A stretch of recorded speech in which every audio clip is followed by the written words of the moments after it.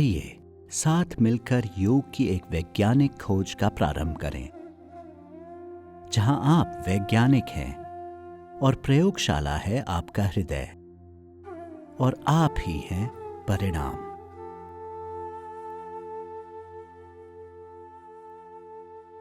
नमस्कार, दाजी के साथ ध्यान कार्यक्रम में आपका स्वागत है। पिछले हफ्ते पूज्य स्वामी रामदेव जी महाराज और दाजी ने हमें सूर्य नमस्कार और ध्यान के बारे में बताया। आज दाजी हमें बताने वाले हैं कैसे हम एक दिनचर्या तय करें।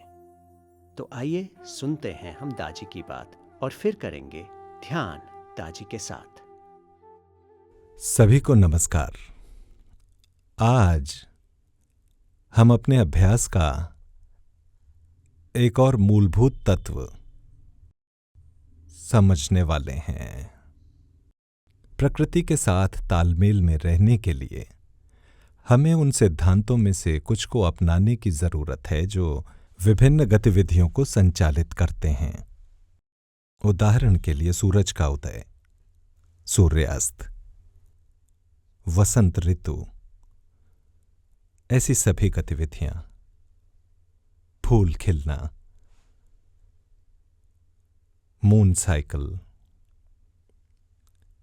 यदि हम बिना किसी सिद्धांत के जीवन जीते हैं, बिना किसी निश्चित पैटर्न के, ये काफी अस्त व्यस्त हो जाता है। उदाहरण के लिए विज्ञान के सबसे प्रसिद्ध प्रयोगों में से एक की बात करें। इसे कहते हैं डॉक्टर पावलोव का प्रयोग कुत्तों के साथ, जिसमें वे कुत्तों को प्रशिक्षित करते हैं। वो इसे कहते हैं कुत्तों की कंडीशनिंग किसी स्पेसिफिक पैटर्न के लिए, फिक्स पैटर्न। उन्होंने अपने कुत्तों को ट्रेन किया घंटी की आवाज पर भोजन लेने के लिए। पहले प्रशिक्षित किया, वे घंटी बजाते, फिर भोजन देते।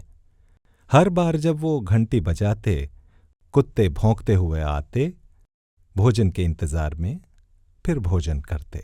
एक दिन डॉक्टर पावलोव को एक शरारती विचार सूझा, नॉटी आइडिया। उन्होंने घंटी बजाई लेकिन खाना नहीं दिया। क्या हुआ फिर? कुत्ते भौंकते रहे और लार टपकाते रहे। एक साधारण कंडीशनिंग ऐसी शारीरिक प्रतिक्रिया कर सकती है कुत्तों में। एक और उदाहरण जो मैं आपके साथ शेयर करना चाहूंगा। फार्मासिस्ट की मेरी पढ़ाई में हमें बताया गया डायबिटीज और कई अन्य बीमारियों के बारे में, लेकिन खासकर डायबिटीज। वो उदाहरण देते थे डाकिये का, जो रोजाना जाता था। उसकी दिनचर्या रोज डाक बांटने की थी, घर घर घूम के, और शायद पैदल ही, कौन जाने शायद 4 मील 5 मील हर दिन। कई सालों की सरकारी सेवा के बाद एक दिन वो रिटायर हुए। सेवानिवृत्ति के पहले उनका एक शारीरिक परीक्षण किया गया और वो पूरी तरह से स्वस्थ घोषित किए गए। 6 महीने बाद वो उसी डॉक्टर के पास आए एक और परीक्षण के लिए, और उनकी ब्लड रिपोर्ट में था क्लास 2 डायबिटीज। वो व्यक्ति जो 6 महीने पहले स्वस्थ था, रिटायरमेंट के ठीक पहले, उसमें एक बड़ा अंतर था उसके हेल्थ पैटर्न में। 6 महीने तक उसने कुछ नहीं किया, बस सोफे पे पड़ा रहा, टीवी देखता रहा और वो चीजें जो काम के दिनों में मिस की थीं। तो सिस्टम, फिजिकल सिस्टम, शारीरिक प्रणाली जो नियमित थी, एक लय में थी, वो अनियमित हो गई जब अचानक वो आलसी बन गया, जीवन शैली में बदलाव हुआ, और तत्काल उसका परिणाम ब्लड शुगर का लेवल बढ़ गया। इंसुलिन काफी था, फिर भी इंसुलिन कम नहीं कर पा रहा था ब्लड शुगर कंटेंट्स को। सेल्स, शरीर की कोशिकाएं ग्लूकोज की एक निश्चित मात्रा का उपयोग करती रहीं उनकी डेली एक्टिविटीज के कारण। जब वो एक्टिव थे ड्यूटी पर, वो कुछ कैलोरीज कंज्यूम करते थे, अचानक वो खपत खत्म हो गई। सो शरीर का रिस्पॉन्स अलग था। तो लय महत्वपूर्ण है। हम अचानक जब कुछ बदलते हैं, शारीरिक स्तर पर हमें काफी तकलीफ होती है। कुछ चीजें देखी जा सकती हैं, नापी जा सकती हैं, लेकिन अधिकतर को नोटिस नहीं कर पाते। उस व्यक्ति की जीवन शैली की कल्पना करो जिसमें कोई लय नहीं, कोई भी काम कभी भी, ऐसा जीवन अस्त व्यस्त होगा। सो जब हम कुछ निश्चित सिद्धांतों को अपनाते हैं, खासकर कुछ संतुलन बनाने की कोशिश में, और ऐसा व्यक्ति जो शुरू कर रहा हो एक इनर एडवेंचर, मैं सोचता हूं ये उस अनुशासन से कम नहीं होगा जो चाहिए पर्वतारोहण में। उदाहरण के लिए, यदि आप एवरेस्ट चढ़ाई के लिए योजना बना रहे हैं, आप उस अनुशासन की कल्पना करें जो एक फिजिकल लेवल पर होना चाहिए। ऐसा अनुशासन मैं कहूँगा जरूरी है आध्यात्मिक साधक के लिए, लेकिन ये इतना कठोर नहीं होना चाहिए। सोचिए, अगर मैं रोज सुबह 6:30 बजे ध्यान के लिए प्लान करता हूं, अच्छा है ध्यान करना हर सुबह 6:30 बजे, लेकिन मान लें कि एक दिन आप किसी कारण देर से उठते हैं और उस दिन 8 बजे ध्यान में बैठते हैं, तो ये भी ठीक है। कभी हो सकता है आप सुबह 5 बजे ध्यान करें, तो थोड़ा बहुत लचीलापन ठीक है। लेकिन ध्यान की जरूरत हमेशा बनी रहनी चाहिए। एक बार जब आप स्थापित कर लेते हैं ये विशेष लय, ये बन जाती है एक कंडीशन कि एक निश्चित समय पर आपका मन ये महसूस करेगा, ठीक है, ये ध्यान का समय है। तो इसे मैं कहता हूं ऑटोमेटिकली निश्चित समय पर आप ध्यान करने लगते हैं। अंदर का सिस्टम कहता है, ओ मुझे ध्यान करना है। इसे मैं कहना चाहूंगा स्वचालन। साथ ही स्वतः ही हम ध्यान की खास स्थिति को फिर याद कर पाएंगे। इसके लिए काफी अभ्यास जरूरी है एक्चुअली, और यह संभव है कोई आध्यात्मिक स्थिति प्राप्त करना इच्छा से। हमारे अभ्यास का दूसरा तत्व है सफाई। सफाई के लिए आदर्श समय है जैसे ही हम घर में प्रवेश करें। हम इस सफाई की प्रक्रिया को पूरा करते हैं जो हमारे वर्किंग डे के अंत में की जाती है। घर लौटते ही सीधे परिवार से मिलने की जगह फ्रेश हो जाएं और खुद की सफाई करें, ताकि हम फिर से वो हल्की चेतना प्राप्त करें जो ज़्यादा फ्रेंडली है, अनुकूल है, जो काम की वजह से होने वाले भावनात्मक दबाव से मुक्त है। ऐसी फ्रेश अप्रोच से, एक हल्की हालत से परिवार के सदस्यों से जब बात करते हैं, ये आनंद का क्षण होता है। आइए हम इसकी तुलना करें सफाई के पल की। मान लीजिए आप सफाई नहीं करते, जैसे आप जिम जाते हैं, घर वापस आते हैं पसीने में और गले लगाना चाहते हैं बच्चों को, वो भाग जाएंगे, पिताजी आपसे बदबू आ रही है। जब चेतना भी अंदर से प्रदूषित हो जाती है, मैं सोचता हूं हम भी अपने प्रियजनों पर अपनी चेतना का एक निश्चित प्रभाव डालते हैं। उदाहरण के लिए, यदि आपका दिन ऑफिस में बुरा गुजरा, आप घर आते हैं झुंझलाए से, आप घर का वातावरण देख सकते हैं, कैसे हर कोई चुप हो जाता है।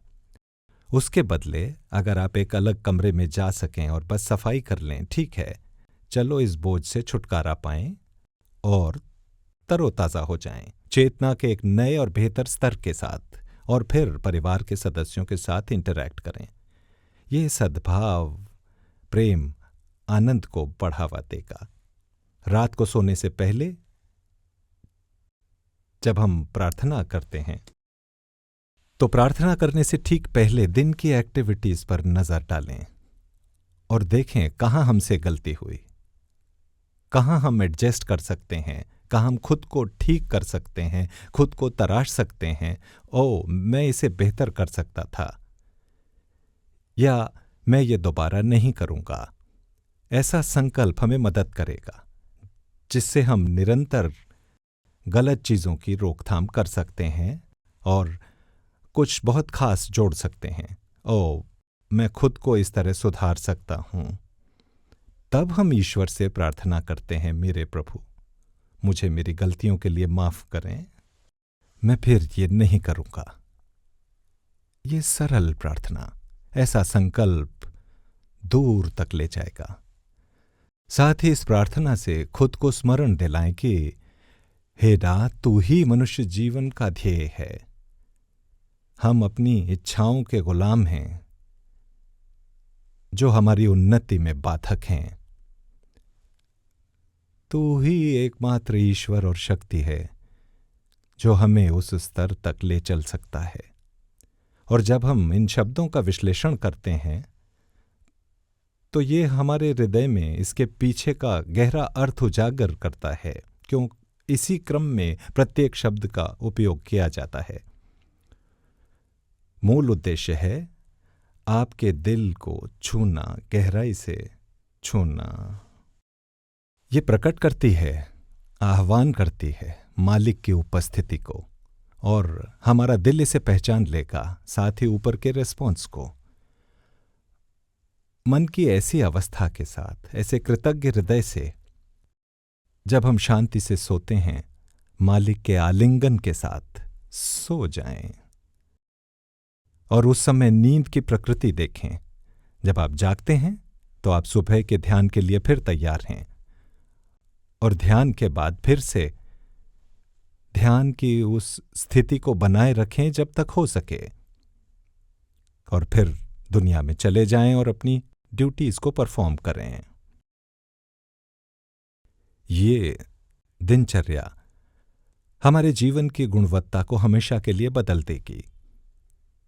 कभी कभी ये सब अभ्यास करने के बावजूद रेगुलरली, पूरी रिदम से, ऐसा भी होगा जब हम कहें, ओ आज मैं ध्यान नहीं करना चाहता। ठीक है। कभी आप कहते हैं आज सफाई की जरूरत नहीं है, ये ठीक है। लेकिन खुद से सर्वोत्तम मांगें। क्या यह आपके लिए ठीक है? ईश्वर हमें सजा देने के लिए नहीं है। प्रकृति और सारी चीजें, कहते हैं, एकजुट हो जाती हैं तेजी से हमारे विकास में मदद के लिए। तो यदि हमसे कुछ छूट भी जाए, खुद पर इतना सख्त न बनो। यदि सुबह का ध्यान छूट गया, कोई बात नहीं। जब आप ट्रेन में जा रहे हों या बस में, याद कीजिए ध्यान के अपने सबसे अच्छे अनुभव को और इससे एक हो जाएं। ये भी हेल्प करेगा। जब आप सोचते हैं, ओ मैं ध्यान नहीं कर पा रहा हूं, ये एक संकेत है। संकेत कि आप एक तरह के अवरोध पर पहुंच गए हैं जिसे आप स्वयं पार नहीं कर पा रहे। मैं इसे चेतना में एक बाधा कहूंगा। यह अलग है उन बाधाओं से जो रोजमर्रा की जिंदगी में आती हैं।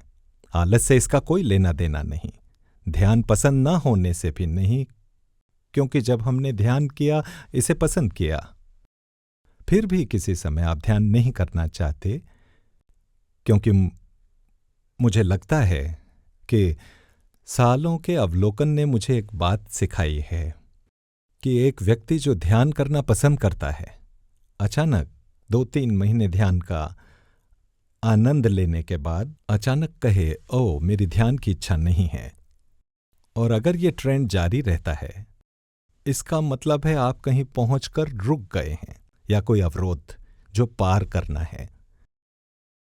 सबसे अच्छा उपाय इन परिस्थितियों में होगा कि heart in tune app use करें हार्ट इन ट्यून। और किसी प्रशिक्षक से जुड़ें। या तो आप किसी प्रशिक्षक के साथ रिमोटली बैठ सकते हैं या आप एक आमने सामने के ध्यान सत्र के लिए भी कह सकते हैं ताकि इस बाधा को हटाया जा सके। आप समय के साथ समझ जाएंगे कि ऐसे अवरोध क्यों होते हैं। प्रत्येक स्तर पर हमारे तंत्र में कई बाधाएं हैं और इन बाधाओं को किसने बनाया है, उनकी प्रकृति क्या है, इन्हें कैसे पार कर सकते हैं, प्रत्येक बाधा पर चेतना का स्तर क्या है। मैं सोचता हूं इस विषय पर अपनी चर्चा को वार्ताओं की अगली श्रृंखला में लेंगे। लेकिन समाधान है कि जब भी आपका ध्यान करने का मन न करे तो समय है किसी प्रशिक्षक से संपर्क करें, या तो ऐप्स के माध्यम से या सीधे। आप इस व्यक्ति से मिल सकते हैं, आमने सामने ध्यान कर सकते हैं, तो ये बाधा आसानी से पार हो सकती है। उसके बाद मैं आपको विश्वास दिलाता हूं, आपकी यात्रा फिर से शुरू हो जाएगी। आप फिर से आनंद लेंगे जब तक और बाधा नहीं आती। रास्ते में कई बाधाएं होंगी। जब हम हर बाधा पार करते हैं, हम अधिक से अधिक चेतना का विस्तार प्राप्त करेंगे। ये भी अनुभव का विषय है। कैसे हम जब संघर्ष करते हैं और खुद से कुछ बाधाओं को पार करते हैं, नए क्षितिज खुल जाते हैं। ये खूबसूरत अनुभव होता है। तो मैं चाहता हूं आप इस तरह की बाधा का जल्द से जल्द सामना करें। आप सबको शुभकामनाएं। अब मैं आपको करवाना चाहता हूं ये रिलैक्सेशन और मेडिटेशन। तो अगर आप तैयार हैं, आराम की मुद्रा में बैठ जाएं अपनी पसंद से। कृपया हल्के से अपनी आंखें बंद करें।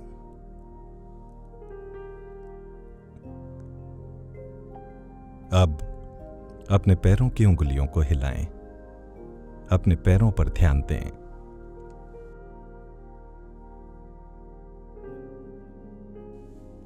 धरती मां से आने वाली ऊर्जा को महसूस करें जो आपके शरीर में आ रही है, पैरों से।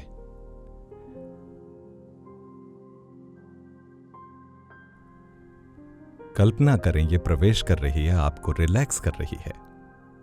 आपके पैरों को, टखनों को, निचली टांगों को, पिंडलियों को, आपके घुटनों को।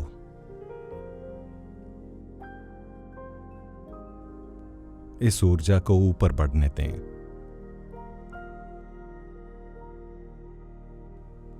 जांघों को रिलैक्स होने दें।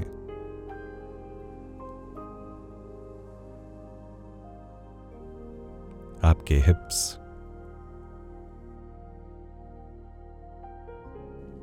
इस ऊर्जा को ऊपर बढ़ने दें आपकी कमर की ओर।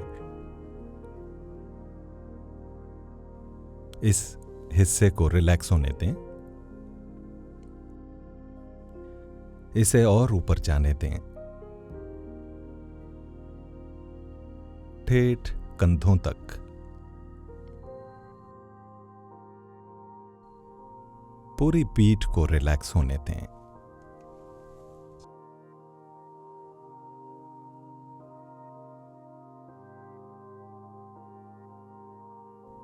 अब सोचें कि ये ऊर्जा आपके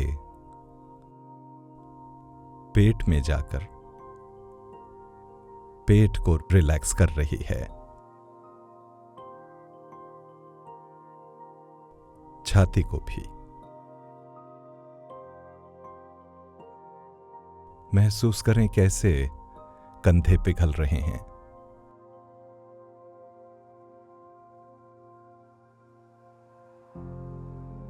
इस ऊर्जा को अपनी ऊपरी भुजाओं में उतरने दें। अपनी कोहनियों, निचले हाथ, हथेलियों और उंगलियों के सिरे तक।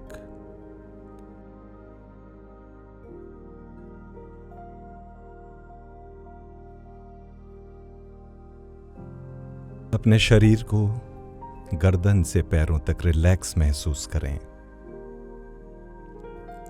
इस ऊर्जा को बढ़ने दें गर्दन की मसल्स में। देखिए वो कैसे रिलैक्स हो रही हैं अब।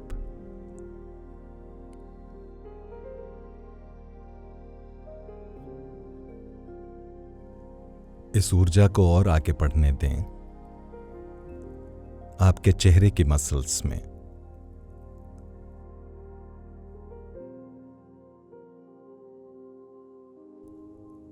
आपकी पलकें पूरी तरह से रिलैक्स हैं। आईब्रोज,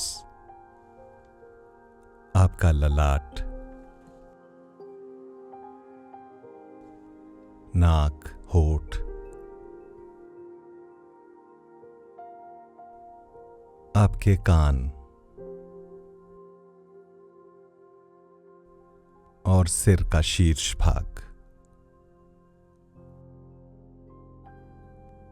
अब देखें सारी ऊर्जा पूरे सिस्टम में स्फूर्ति भर रही है, सिर से पैर तक।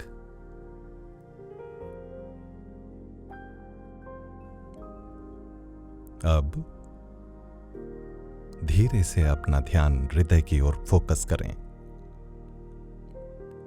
और कल्पना करें कि प्रकाश, दिव्य प्रकाश का स्रोत आपके हृदय में पहले से ही मौजूद है, जो आपको भीतर की ओर आकर्षित कर रहा है।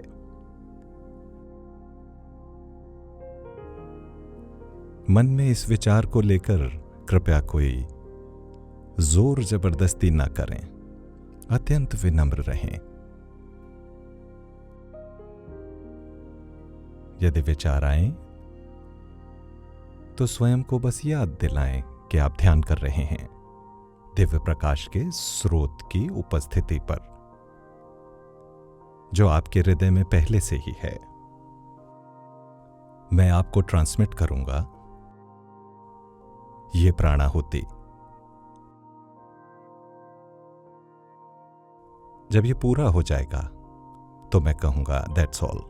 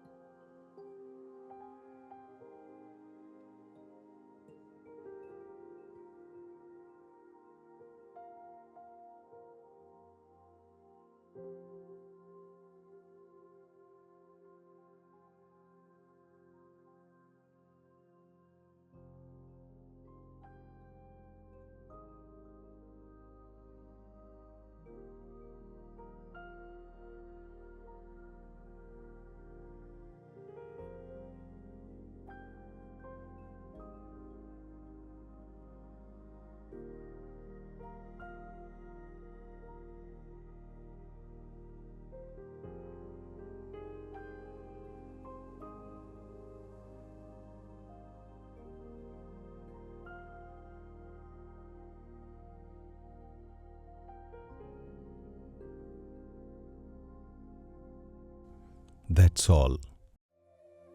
दाजी के साथ ध्यान कार्यक्रम में जुड़ने के लिए आपका धन्यवाद। कृपया अगले हफ्ते फिर जुड़िएगा हमारे साथ।